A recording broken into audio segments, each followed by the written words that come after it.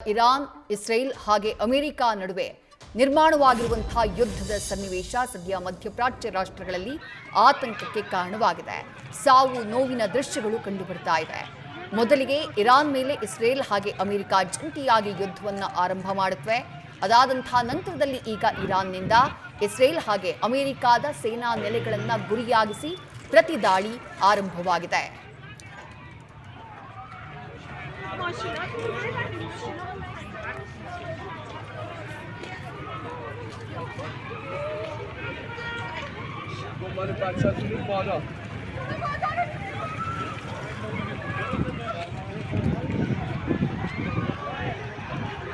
Okay. Oh my God! Oh my God! Oh my God! Oh my God! Okay. Oh my God! Oh my God! Oh my God!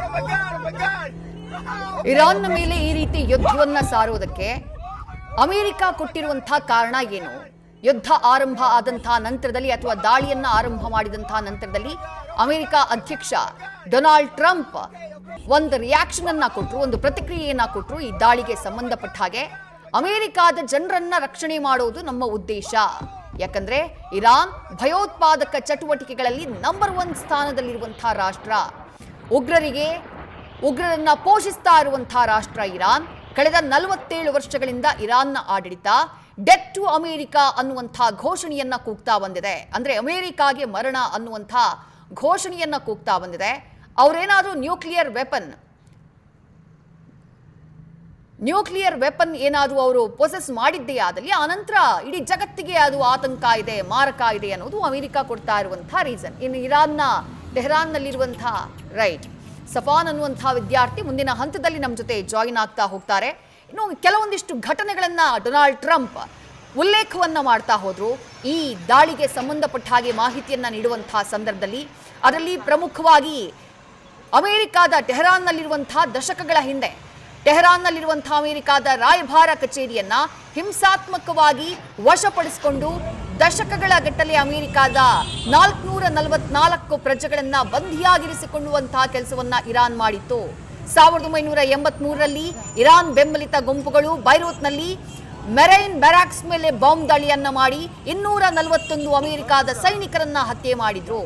2000ನೇ ಇಸವಿಯಲ್ಲಿ USS ಕೋಲ್ ಮೇಲೆ ನಡೆದಂತಹ ದಾಳಿಯಲ್ಲೂ ಇವರ ಭಾಗವಹಿಸುವಿಕೆ ಅಂದ್ರೆ Iran ಭಾಗವಹಿಸುವಿಕೆ ಇದ್ದ ಬಗ್ಗೆ ನಮಗೆ ಮಾಹಿತಿ ಇದೆ. ಹಾಗಾಗಿ ಇರಾನ್ ಮೊದಲಿನಿಂದಾನು ಅಮೆರಿಕದ ವಿರುದ್ಧ ನೀತಿಗಳನ್ನ ಹೊಂದಿದೆ, ಅಮೆರಿಕದ ವಿರುದ್ಧದ ಒಂದು ಆಕ್ರೋಶವನ್ನ ಹೊಂದಿದೆ. ಇದು ಹೀಗೆ ಕಂಟಿನ್ಯೂ ಆದ್ರೆ ಅಮೆರಿಕಾಗೆ ಇದು ಒಂದು ರೀತಿ ಥ್ರೆಟ್ ಇದ್ದ ಹಾಗೆ, ಅಮೆರಿಕದ ನಾಗರಿಕರಿಗೆ ಥ್ರೆಟ್ ಇದ್ದ ಹಾಗೆ. ಯಾವುದೇ ಕಾರಣಕ್ಕೂ ಇರಾನ್ ಅಂತ ರಾಷ್ಟ್ರ ನ್ಯೂಕ್ಲಿಯರ್ ವೆಪನ್ನ ಅವ್ರ ಬಳಿ ನ್ಯೂಕ್ಲಿಯರ್ ವೆಪನ್ ಇರಬಾರ್ದು, ಅವರು ನ್ಯೂಕ್ಲಿಯರ್ ವೆಪನ್ನ ಹೊಂದಬಾರ್ದು ಅನ್ನುವಂತಹ ಘೋಷಣೆಯನ್ನ ಮಾಡಿದಂತಹ ಡೊನಾಲ್ಡ್ ಟ್ರಂಪ್ ಶಸ್ತ್ರಗಳನ್ನ ಒಂದು ವೇಳೆ ಇರಾನ್ ಕೈ ಬಿಡದೇ ಇದ್ರೆ ಅಥವಾ ನ್ಯೂಕ್ಲಿಯರ್ ವೆಪನ್ ತಯಾರಿಕೆಯನ್ನ ಕೈ ಬಿಡದೇ ಇದ್ರೆ ಈ ಬಾರಿ ಖಂಡಿತವಾಗ್ಲೂ ನಾವು ಬಿಡೋದಿಲ್ಲ ಅನ್ನುವಂತಹ ಎಚ್ಚರಿಕೆಯನ್ನ ಕೊಟ್ಟಿದೆ. ಮರಣ ನಿಶ್ಚಿತ ಅನ್ನುವಂತಹ ವಾರ್ನಿಂಗ್ ನ ಕೊಡುವಂತಹ ಕೆಲಸವನ್ನ ಡೊನಾಲ್ಡ್ ಟ್ರಂಪ್ ಮಾಡಿದ್ದಾರೆ. ನಮ್ಮ ಜೊತೆ ಇರಾನ್ ನಲ್ಲಿರುವಂತಹ ಚಂದ್ರಶೇಖರ್ ಅವರು ಲೈವ್ ನಲ್ಲಿ ಜಾಯಿನ್ ಆಗಿದ್ದಾರೆ. ಸರ್ ನಮಸ್ಕಾರ. ನಮಸ್ಕಾರ. ಒಂದು ಸಣ್ಣ ಕರೆಕ್ಷನ್, ಇರಾನ್ ಅಲ್ಲ, ನಾನು ಬಹರೀನ್ ನಲ್ಲಿ ಇದ್ದೀನಿ. ಬಹರೀನ್ ಮಾತಾಡ್ತಾ ಇದ್ದೀನಿ. Right sir. ಬಹರೀನ್ ನಲ್ಲಿ ಏನ್ ಸರ್ ಸಿಚುವೇಶನ್? ಅಲ್ಲೂ ಕೂಡ ದಾಳಿ ಆಗಿದೆ ಅಂತ ಮಾಹಿತಿ ಬಂತು ಸರ್. ಹೌದು, ಇಲ್ಲಿ ನಮ್ಗೆ ಬೆಳಿಗ್ಗೆ ಸ್ವಲ್ಪ 9 ಗಂಟೆಗೆ ಎಲ್ಲ ಸೈರನ್ ಸ್ಟಾರ್ಟ್ ಆಯ್ತು. ಆಮೇಲೆ ಬೇರೆ ಬೇರೆ ಇದರಿಂದ ನಮ್ಮಲ್ಲಿ ಜೆಟ್ಗಳೆಲ್ಲ ನಮ್ಮ ಏರಿಯಾದಲ್ಲಿ ತುಂಬಾ ಹಾರಾಡಕ್ ಸ್ಟಾರ್ಟ್ ಆದವು. ಫೈಟರ್ ಜೆಟ್ಸ್ ಅಂತ ಅನ್ಸ್ತಾ ಇತ್ತು. ಆಮೇಲೆ ಒಂದು 11:30 ಅಷ್ಟೊತ್ತಿಗೆ 11 ಗಂಟೆ ಅಷ್ಟೊತ್ತಿಗೆ ಇರ್ಬೇಕು, ಸೇಮ್ ಟೈಮ್ 9:30 10 ಗಂಟೆ ಅಷ್ಟೊತ್ತಿಂದ ಬಹಳ ಸೌಂಡ್ ಬಂತು, ಒಂದು ದಡ್ ಅಂತ. ಅಂದ್ರೆ ನಾವು ಇರೋದು ಏರಿಯಾ ಒಂದು ಸುಮಾರು 15ರಿಂದ 16 ಕಿಲೋಮೀಟರ್ ದೂರ. ಅದು ಜುಫೈರ್ 5th ಫ್ಲೀಟ್ ಅಂತ ಇದೆ, ಅಮೆರಿಕದ 5th ಫ್ಲೀಟ್ ಇಂದ ಅಷ್ಟು ದೂರದಲ್ಲಿದೆ. ಸೌಂಡ್ ಬಂತು, ಆಮೇಲೆ ಗೊತ್ತಾಯ್ತು ನಮ್ಗೆ ಇದಾಗಿದೆ. ಆಮೇಲೆ ನಮ್ಗೆ ಇಲ್ಲಿ ಇಂಟೀರಿಯರ್ ಮಿನಿಸ್ಟ್ರಿಯಿಂದ ಎಲ್ಲ ಅಲರ್ಟ್ಸ್ ಮೆಸೇಜಸ್ ಎಲ್ಲ ಬರಕ್ ಸ್ಟಾರ್ಟ್ ಆಯ್ತು, ಏನೋ ಅಷ್ಟೇನು ಪಾನಿಕ್ ಆಗ್ಬೇಡಿ ಅಂತ ಹೇಳ್ಬಿಟ್ಟು. ಆಮೇಲೆ ಅದಾದ್ಮೇಲೆ ಇನ್ನೊಂದು 2-3 ಸರಿ ಮತ್ತೆ ಸೌಂಡ್ ಬಂತು. ಈಗ ಒಂದು ಅರ್ಧ ಗಂಟೆಯಿಂದ ಸೌಂಡ್ ಎಲ್ಲ ನಿಂತಿದೆ, ಬಟ್ ಅಲರ್ಟ್ ಮೆಸೇಜ್ ಬರ್ತಾ ಇದೆ. ಶೂರ್ ಅಂದ್ರೆ ಮಿಸೈಲ್ ಅಟ್ಯಾಕ್ ಆಗಿದೆ 5th ಫ್ಲೀಟ್ ಮೇಲೆ, ಅದೊಂದು ಕನ್ಫರ್ಮ್. ಮತ್ತೆ ನಮ್ಗೆ ಲೋಕಲ್ ಇದೆಲ್ಲ ಬರ್ತಾ ಇದೆ, ಬೇರೆ ಬೇರೆ ಇವರಿಂದ ಪರ್ಸ್ನಲ್ ಇವ್ರ ಮೆಸೇಜ್ಗಳು ವಿಡಿಯೋಗಳು ಎಲ್ಲ ಬರ್ತಾ ಇದ್ದಾವೆ ಆಗಿದೆ. ಹ್ಮ್ ಅಂಥದ್ದೇನೂ ತೊಂದರೆ ಇಲ್ಲ, ಜನಗಳಿಗೆ ಏನೂ ತೊಂದರೆ ಇಲ್ಲ. ಜನ ಅಷ್ಟೊಂದಾಗಿ ಹೊರಗಡೆ ಏನು ಹೋಗ್ತಾ ಇಲ್ಲ, ಎಲ್ಲ ಮನೆ ಒಳಗಡೆ ಇದ್ದಾರೆ. ಇವತ್ತು ಸ್ಯಾಟರ್ಡೆ ಆಗಿರೋದ್ರಿಂದ ಹೆಚ್ಚಿನ ಕಂಪನಿಗಳು ಆಫೀಸ್ಗಳಿಗೆಲ್ಲ 5 ಡೇ ವೀಕ್, ಫ್ರೈಡೇ ಮತ್ತೆ ಸ್ಯಾಟರ್ಡೆ 2 ದಿವಸ ರಜೆ ಇರೋದ್ರಿಂದ ಅಂಥದ್ದು ಇದಿಲ್ಲ. ಮತ್ತೆ ಉಪವಾಸ ಬೇರೆ ಇದೆ ಈಗ. ಒಂದು ದೊಡ್ಡ ಸಮಸ್ಯೆ ಅಂದ್ರೆ ರಮದಾನ್ ಉಪವಾಸ ಇದೆಯಲ್ಲ, ಹಾಗಾಗಿ ಜನ ಅಷ್ಟೊಂದು ಹೊರಗಡೆ ಹೋಗ್ತಿಲ್ಲ. ಸ್ವಲ್ಪ ಪ್ಯಾನಿಕ್ ಇದೆ, ಶೂರ್. ಓಕೆ, ಚಂದ್ರಶೇಖರ್ ಅವರೇ, ನೀವು ಬಹರೇನ್ನಲ್ಲಿ ಎಷ್ಟು ವರ್ಷಗಳಿಂದ ವಾಸ ಇದ್ದೀರಿ? ಮೇಡಮ್, ನಾವು ಇಲ್ಲಿ 20 ವರ್ಷದಿಂದ ಇಲ್ಲೇ ಇದ್ದೀವಿ. 20 ವರ್ಷದಿಂದ. ಈ ರೀತಿಯ ಸಿಚುವೇಶನ್ ಮೊದಲು ಯಾವತ್ತಾದ್ರೂ ಫೇಸ್ ಮಾಡಿದ್ರೆ ಸರ್? ಒಂದು 2 ಸರಿ ಇಂಥ ಸಿಚುವೇಶನ್ ಇಲ್ಲಿ ಬಂದಿತ್ತು. ಬಟ್ ಅವಾಗೆಲ್ಲ ನಾವು ರಜಾದಲ್ಲಿ, ನಾವು ಆಲ್ಮೋಸ್ಟ್ ಇಂಡಿಯಾದಲ್ಲೇ ಇದ್ದೀವಿ. 2 ಸರಿನೂ ಈ ತರ ಆಗಿತ್ತು. ಹಾಗಾಗಿ ನಮ್ಗೆ ಅದ್ರ ಡೈರೆಕ್ಟ್ ಇದು ಗೊತ್ತಾಗಿರ್ಲಿಲ್ಲ. ಈ ಸರಿ ನಾವು ಇಲ್ಲೇ ಇದ್ದೀವಿ, ಹಾಗಾಗಿ ಸ್ವಲ್ಪ ಅದದ್ದು ರಿಯಾಲಿಟಿ ಗೊತ್ತಾಗ್ತಾ ಇದೆ. ಅಂಥದ್ದೇನು ತೊಂದರೆ ಇಲ್ಲ. ಇಂಡಿಯನ್ ಎಂಬಸಿನವರು ನಮ್ಗೆ ಎಲ್ಲ ಮೆಸೇಜಸ್ ಎಲ್ಲ ಹಾಕ್ತಾ ಇದ್ದಾರೆ, ಏನು ಪ್ಯಾನಿಕ್ ಆಗಬೇಡಿ ಅಂತ. ನಮ್ಗೆ ಇಲ್ಲಿ ಶೆಲ್ಟರ್ಗಳನ್ನೆಲ್ಲ ಅಲೋಕೇಶನ್ ಮಾಡಿದ್ದಾರೆ, ಬೇಕಾದ್ರೆ ನಾವು ಶೆಲ್ಟರ್ಗಳಿಗೂ ಹೋಗ್ಬೋದು. ಸೊ ಅಂಥದ್ದು ಏನು ತೊಂದರೆ ಆಗೋದಿಲ್ಲ ಅಂತ ಅನ್ಕೊಂಡಿದೀವಿ, ನೋಡ್ಬೇಕು. ಓಕೆ ಓಕೆ ಸರ್, ಚಂದ್ರಶೇಖರ್ ಹಾಗೆ ಸಂಪರ್ಕದಲ್ಲಿ ಸರ್ ಮತ್ತೊಬ್ರು ಇದ್ದಾರೆ ನಮ್ಮ ಜೊತೆ, ಕನ್ನಡಿಗರು. ಸರ್ ನಮಸ್ಕಾರ ಸರ್. ನಮಸ್ತೆ ಮೇಡಮ್. ಲಾಸ್ಟ್ ಸರ್, ನೀವು ಎಲ್ಲಿರೋದು, ಯಾವ ಏರಿಯಾದಲ್ಲಿ ಇರೋದು ನೀವು? ನಾವು ಇಸ್ರೇಲ್ ಅಲ್ಲಿ, ತೆಲವಿಯಲ್ಲಿ. ತಲಾಮಿ, ತೆಲವೀವ್ ಟೆಲ್ ಅವೀವ್ ಅಲ್ಲಿ ಇದ್ದೀರಿ ನೀವು? ಓಕೆ, ಟೆಲ್ ಅವೀವ್ ಅಲ್ಲಿ ಏನ್ ಸರ್ ಸಿಚುವೇಶನ್ ಇವಾಗ? ಒಂದು ಬೆಳಗಿಂದ ಒಂದು 3-4 ಸರ್ತಿ ಸೈರನ್ ಆಯ್ತು.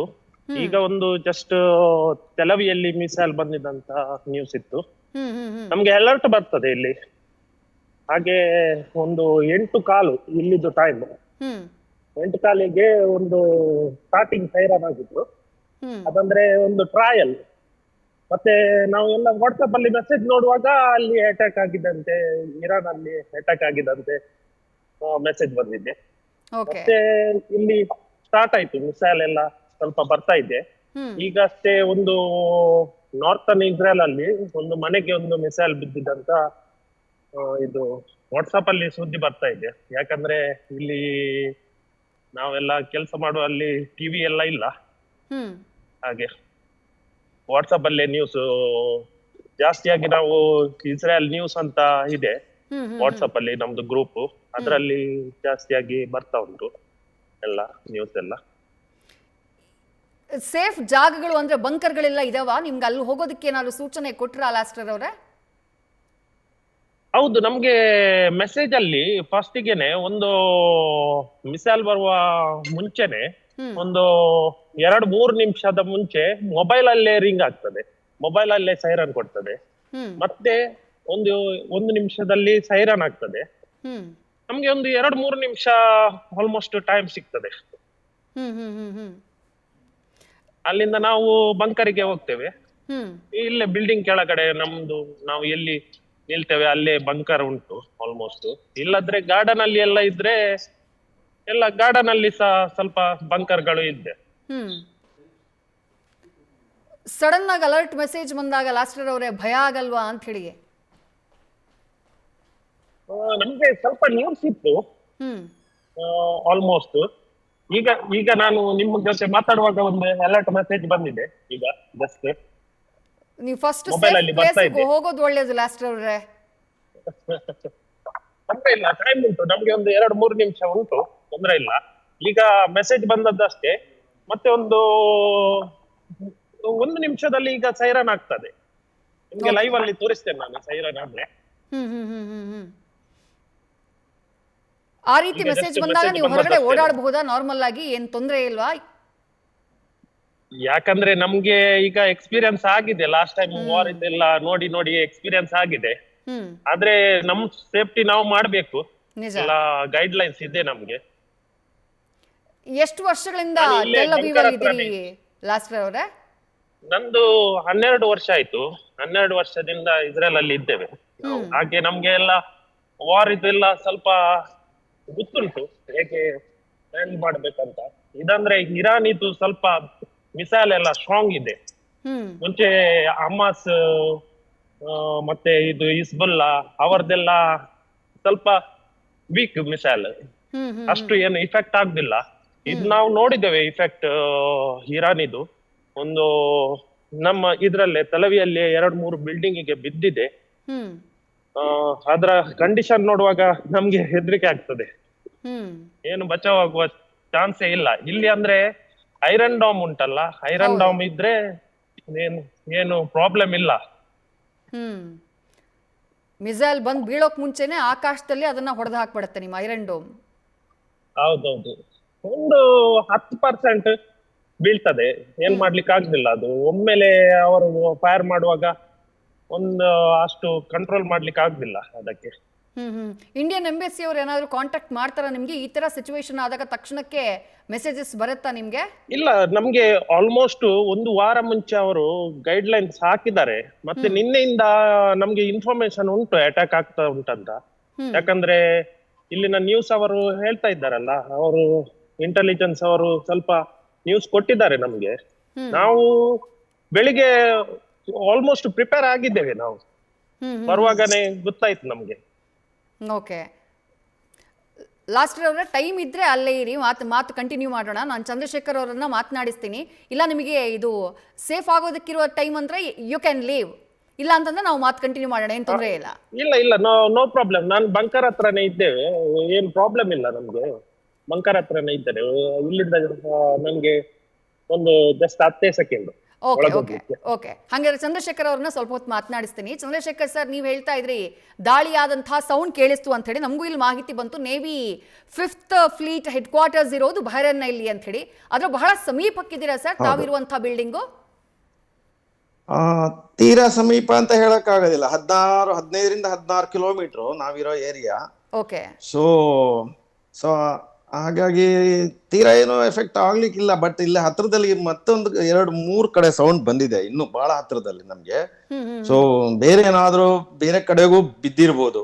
ಯಾಕಂದ್ರೆ ಅದು ಎಷ್ಟು ಈಸಿಯಾಗಿ ಮೆಸೇಜ್ಗಳು ಬರ್ತಾ ಇಲ್ಲ ಈಗ ಎಲ್ಲಿ ಬಿತ್ತು ಅಂತ. ಅದು ಒಂದೇ ಮಾತ್ರ ಕರೆಕ್ಟ್ ಆಗಿ ಹೇಳ್ತಾ ಇದೆ, ಇಲ್ಲಿ ಇಂಟೀರಿಯರ್ ಮಿನಿಸ್ಟ್ರಿಯಿಂದ ಅದು 5th ಫ್ಲೀಟ್ ಹತ್ರ ಅಲ್ಲಿಗೆ ಬಿದ್ದಿದೆ, ಅಟ್ಯಾಕ್ ಆಗಿದೆ ಅಂತ ಹೇಳ್ತಾರೆ.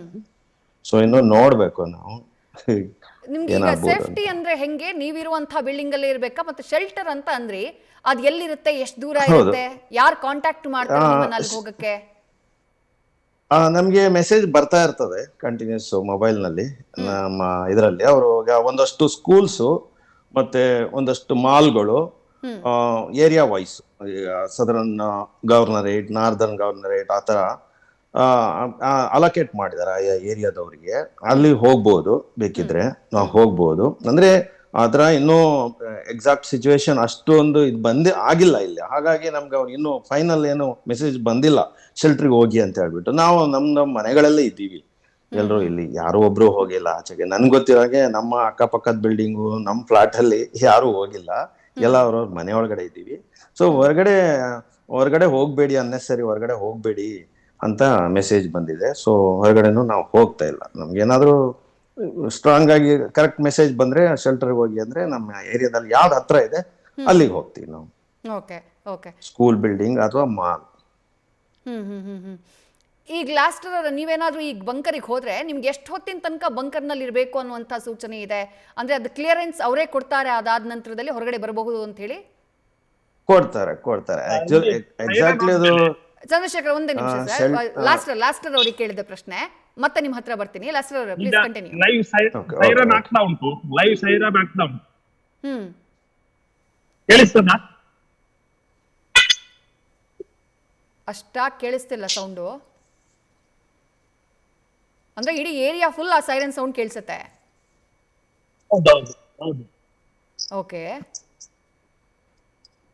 ಯಾಕಂದ್ರೆ ಈಗ ಸೈರನ್ ಆಗ್ತಾ ಉಂಟು, ನಾವು ಬಂಕರಿಗೆ ಹೋಗ್ತೇವೆ. ಒಂದು ಸೈರನ್ ನಿಂತ ಮೇಲೆ ಒಂದು 30 ಸೆಕೆಂಡ್ ಅಲ್ಲಿ ಮಿಸೈಲ್ ಬೀಳುವ ಸೌಂಡ್ ಆಗ್ತದೆ. ಅದು ಇಂಟರ್ಸೆಪ್ಟ್ ಆಗ್ತದಲ್ಲ ಐರನ್ ಡಾಮ್ ಇಂದ. ಹೌದು. ಅದರಿಂದ ಅದು ಸೌಂಡ್ ಬರ್ತದೆ. ಸೌಂಡ್ ಬಂದ ಮೇಲೆ ನಾವು ಒಂದು 2 ನಿಮಿಷದಲ್ಲಿ ಹೊರಗೆ ಬರ್ತೇವೆ. ಓಕೆ. ಅಂದ್ರೆ ನಿಮ್ಗೆ ಕ್ಲಿಯರೆನ್ಸ್ ಕೊಡ್ತಾರೆ, ನೀವು ಅದು ಮಿಸೈಲ್ ಬಂದು ಬೀಳ್ತಾ ಇದ್ದ ಹಾಗೆ ಒಂದ್ ಸ್ವಲ್ಪ ಹೊತ್ತಾದ್ಮೇಲೆ ಇಲ್ಲ ಕ್ಲಿಯರೆನ್ಸ್? ಇದು ಒಂದು ಬೇಸಿಕ್ ನಾಲೆಡ್ಜ್ ನಮ್ಗೆ. ಅಂದ್ರೆ ಇದು ಬಂಕರ್ ಒಳಗೆ ಹೋದ್ಮೇಲೆ ಆಲ್ಮೋಸ್ಟ್ ಅವರ ಈಗ ಒಂದು ಸೌಂಡ್ ಕೇಳ್ತಾ ಉಂಟು, ಜಸ್ಟ್ ಬಿದ್ದದ್ದಷ್ಟೇ. ಲಾಸ್ಟ್ ನೀವು ಸೇಫ್ ಆಗಿರಿ ಲಾಸ್ಟ್. ನಾವು ಹೊರಗಿದ್ದೇವೆ. ಸೇಫ್ಟಿ ನಮಗೆ ಮುಖ್ಯ, ಅದಂದ್ರೆ ನಮ್ಗೆ ನಿಮ್ ಸೇಫ್ಟಿ ನಮಗೆ ಇಂಪಾರ್ಟೆಂಟ್ ಇವಾಗ ಅಲ್ಲಿ. ತೊಂದ್ರೆ ಇಲ್ಲ ಮೇಡಮ್, ನಾನು ಒಳಗಿದ್ದೇನೆ, ಬಿಲ್ಡಿಂಗ್ ಒಳಗಿದ್ದೇನೆ. ಸೇಫ್ ಅಲ್ವಾ? ತೊಂದ್ರೆ ಇಲ್ಲ ಅಲ್ಲ? ನಮ್ಗೆ ಬಂಕರ್ ಒಳಗೇನೆ ಹೋಗ್ಬೇಕಂತ ಇಲ್ಲ, ಸ್ಟೇರ್ ಕೇಸ್ ಉಂಟಲ್ಲ, ಅದ್ರ ಕೆಳಗಡೆ ಬಿಲ್ಡಿಂಗ್ ಗಟ್ಟಿರುವ ಕೆಳಗಡೆ ಎಲ್ಲ ನಿಲ್ಬಹುದು. ಹೌದು. ಓಕೆ. ಈಗ ಜಸ್ಟ್ ಒಂದು ದೊಡ್ಡ ನಾಯ್ಸ್ ಬಂತು, ಈಗ ನಾನು ಹೊರಗಿದ್ದೇನೆ, ಹಾಗೆ ಕೇಳಿಸ್ತಾ ಉಂಟು ನಮ್ಗೆ. ಅಂದ್ರೆ ಅದು ಅಷ್ಟು ದೊಡ್ಡ ಸೌಂಡ್ ಬರ್ತಾ ಇದೆ, ಭಯ ಆಗ್ತಿಲ್ವಲ್ಲ ನಿಮ್ಗೆ ಅಂತ ಹೇಳಿ? ಯಾಕಂದ್ರೆ ನಮ್ಗೆ ನೋಡಿ ನೋಡಿ ಸಾಕಾಗಿದೆ ಮೇಡಮ್, ಇದು ಪಾರ್ಟ್ ಆಫ್ ಲೈಫ್ ಆಗೋಗ್ಬಿಟ್ಟಿದೆ ಟೆಲ್ ಅವೀವ್ ಅಲ್ಲಿ ನಿಮ್ಗೆ. ಹೌದೌದೌದು. ಓಕೆ. ಈಗ ಒಂದ್ಸಲ ಯಾಕಂದ್ರೆ ಇದು ಬಂಕರ್ ಹೋದ್ಮೇಲೆ ನಾವು ಅದು ಇಂಟರ್ಸೆಪ್ಟ್ ಆಗ್ತದಲ್ಲ, ಆಗುವಾಗ ಅದ್ರದ್ದು ಪಾರ್ಟ್ಸ್ ಕೆಳಗೆ ಬೀಳ್ತದೆ. ಆ ಮಿಸೈಲ್ ಇದು ಒಂದೊಂದು ಮಿಸೈಲ್ ದೊಡ್ಡ ಪಿಲ್ಲರ್ ಆಗಿದೆ, ಅದ್ರದ್ದು ಪಾರ್ಟ್ಸ್ ಕೆಳಗಡೆ ಬೀಳ್ತದೆ. ಅದಕ್ಕೆ ಸೇಫ್ಟಿ ನಾವು ಒಂದು 2 ನಿಮಿಷ 3 ನಿಮಿಷ ಮತ್ತೆ ಬರ್ತೇವೆ ಹೊರಗೆ ಬಂಕರ್ ಇಂದ. ಮತ್ತೆ ಆತಂಕ ಇದ್ರೆ ಮತ್ತೆ ಅವರು ಸೈರನ್ ಹೊಡಿತಾರೆ ನಿಮ್ಗೆ, ಸೈರನ್ ಮೂಲಕ ಅಲರ್ಟ್ ಮಾಡ್ತಾರೆ. ಹೌದು. ಫಸ್ಟ್ ಮೆಸೇಜ್ ಬರ್ತದೆ, ಮತ್ತೆ ಸೈರನ್, ಮತ್ತೆ ನಾವು ಬಂಕರ್ ಒಳಗೆ ಹೋಗ್ತೇವೆ ಸೈರನ್ ಆದ್ಮೇಲೆ. ಈಗ ಇಷ್ಟು ವರ್ಷಗಳಲ್ಲಿ ಮೆಸೇಜ್ ಬರುವಾಗ ನಾವು ಲಾಸ್ಟ್ ಅವರಿಗೆ ಇಷ್ಟು ವರ್ಷಗಳಿಂದ ಅಲ್ಲಿದ್ದೀರಲ್ಲ ನೀವು, ಯಾವತ್ತಾದ್ರೂ ತುಂಬಾ ಲಾಂಗ್ ಟೈಮ್ ಬಂಕರ್ ನಲ್ಲಿ ಲಾಕ್ ಆಗಿದ್ದಿದ್ಯಾ? ಹೊರಗಡೆ ಸಿಚುವೇಶನ್ ತುಂಬಾ ಕ್ರಿಟಿಕಲ್ ಆಗಿದ್ದಂತಹ ಟೈಮ್ ನಲ್ಲಿ? ಅಷ್ಟು ಏನಿಲ್ಲ ಮೇಡಮ್, ಅಷ್ಟು ಏನ್ ಪ್ರಾಬ್ಲಮ್ ಆಗ್ಲಿಲ್ಲ ನಮ್ಗೆ. ಆದ್ರೆ ಅಟ್ಯಾಕ್ ಒಂದು ಗಂಟೆಗೆ ಅರ್ಧ ಗಂಟೆಗೆ ಅಷ್ಟು ಆಗ್ತಾ ಇರ್ತದೆ. ಈ ಮಕ್ಕಳು ಹೆಣ್ಮಕ್ಳು ಎಲ್ಲಾರು ಬಂಕರಿಗೆ ಶಿಫ್ಟ್ ಆಗ್ಬಿಡ್ತಾರೆ ಸೈರನ್ ಆದ ಟೈಮಲ್ಲಿ? ಹೌದು. ನಮ್ಗೆ ಮೆಸೇಜ್ ಬರುವಾಗ ನಾವು ಪ್ರಿಪೇರ್ ಆಗ್ತೇವೆ, ನಾವು ಬಂಕರಿಗೆ ಹೋಗ್ಲಿಕ್ಕೆ ಪ್ರಿಪೇರ್ ಆಗ್ತೇವೆ.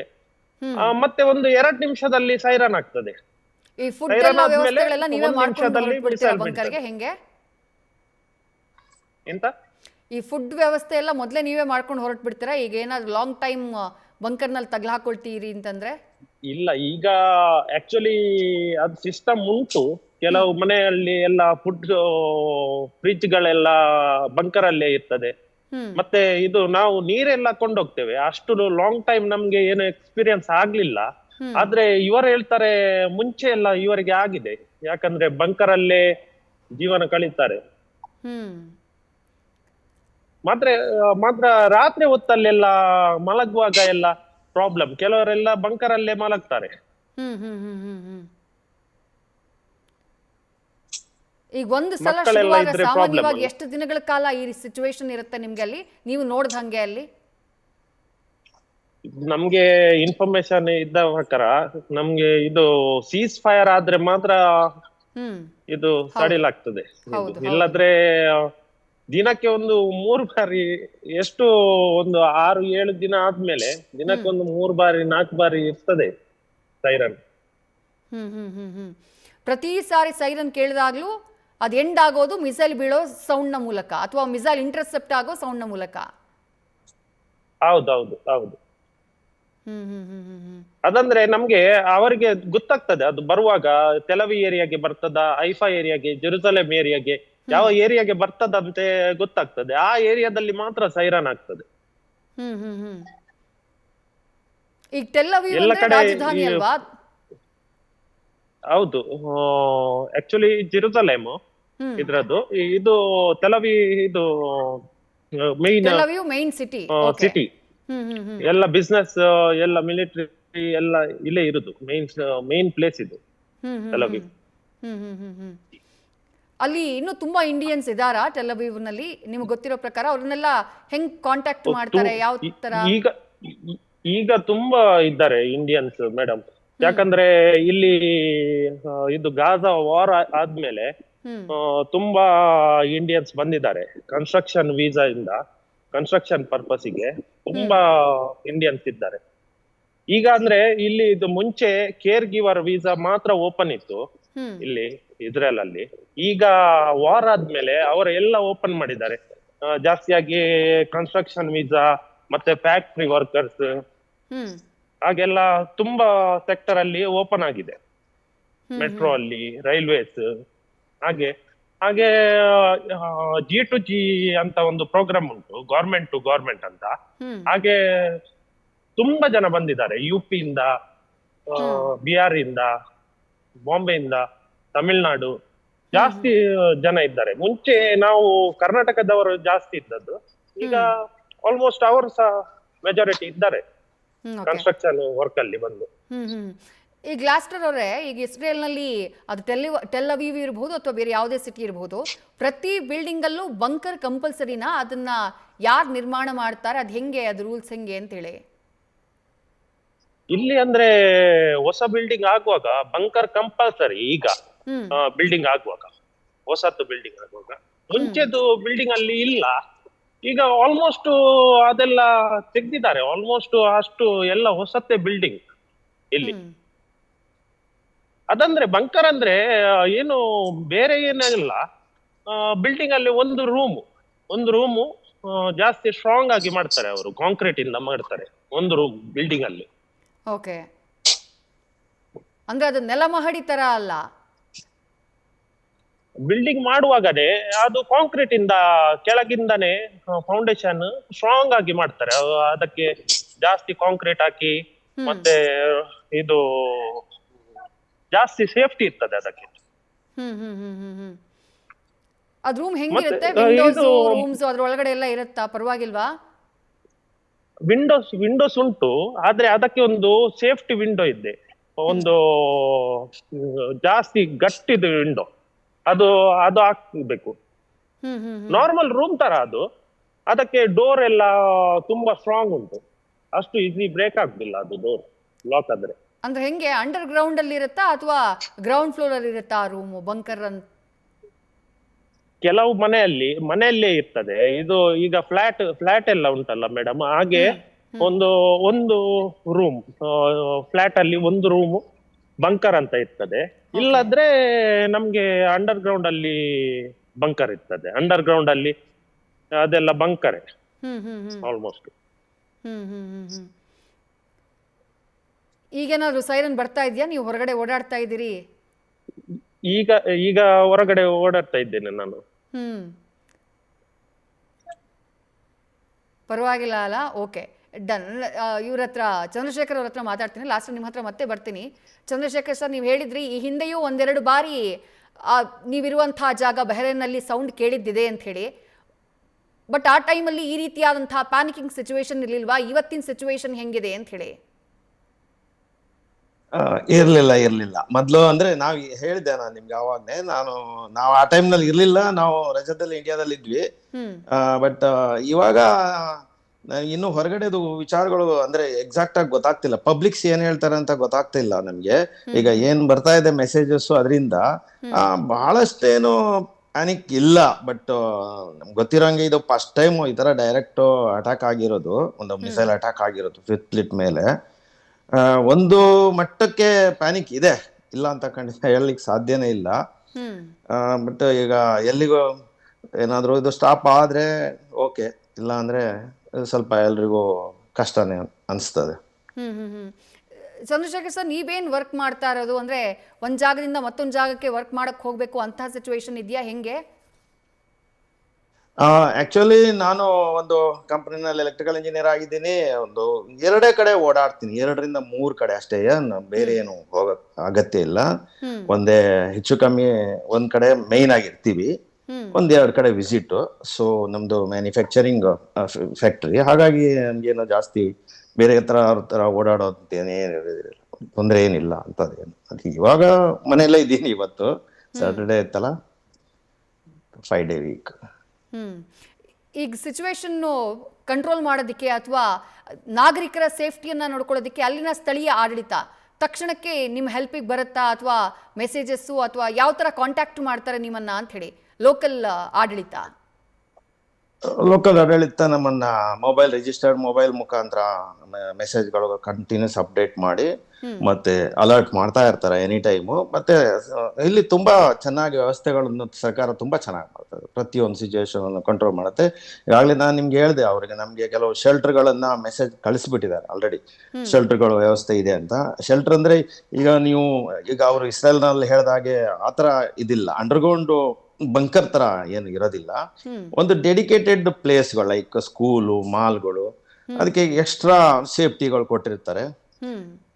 ಸೊ ಹಾಗಾಗಿ ಅದು ಸೇಫ್ ಆಗಿ, ಯಾಕಂದ್ರೆ ದೊಡ್ಡ ಇಡೀ ಏರಿಯಾನ ಅವರಿಗೆ ಮಾನಿಟರ್ ಮಾಡಕ್ ಆಗದೆ ಇರೋದ್ರಿಂದ ಆ ತರ ಒಂದು ಶೆಲ್ಟರ್ಗಳನ್ನ ಅಂತ ಡೆಡಿಕೇಟೆಡ್ ಪ್ಲೇಸ್ಗಳನ್ನ ಶೆಲ್ಟರ್ಗಳಂತ ಹೇಳಿ ಮಾಡಿಬಿಟ್ಟು ಅಲ್ಲಿಗೆ ಎಲ್ಲ ತರದ್ದು ಸೇಫ್ಟಿ ಇದು ಮಾಡ್ತಾರೆ.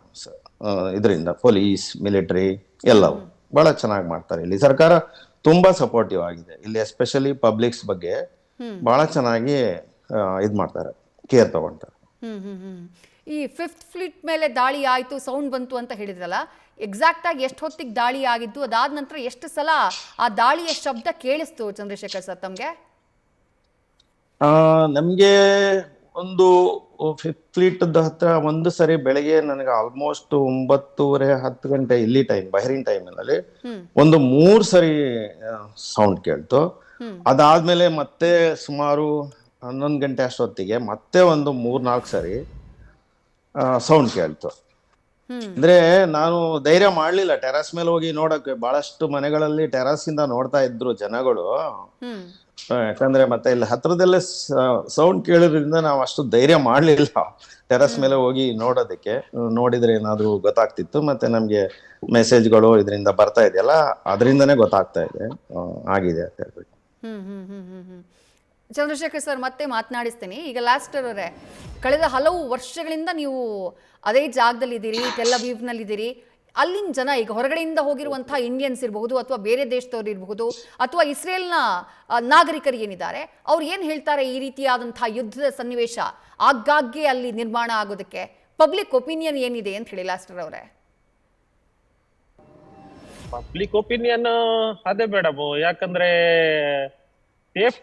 ಸೇಫ್ಟಿ ಅಂತ ಇಸ್ರೇಲಿಗೆ ಅದು ನ್ಯೂಕ್ಲಿಯರ್ ಪವರ್ ಅವರು ಮಾಡಿದ್ರೆ, ಇರಾನ್ ಅವರು ಇಲ್ಲಿ ಸೇಫ್ಟಿ ಇಲ್ಲ ಅಂತ ಅವರ ಅಭಿಪ್ರಾಯ.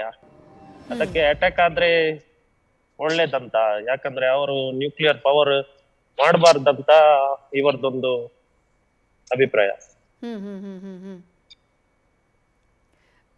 ರೈಟ್ ಲಾಸ್ಟರ್ ಅವರೇ, ನಿಮ್ಮ ಸೇಫ್ಟಿ ನಮಗೆ ತುಂಬ ಮುಖ್ಯ. So be safe.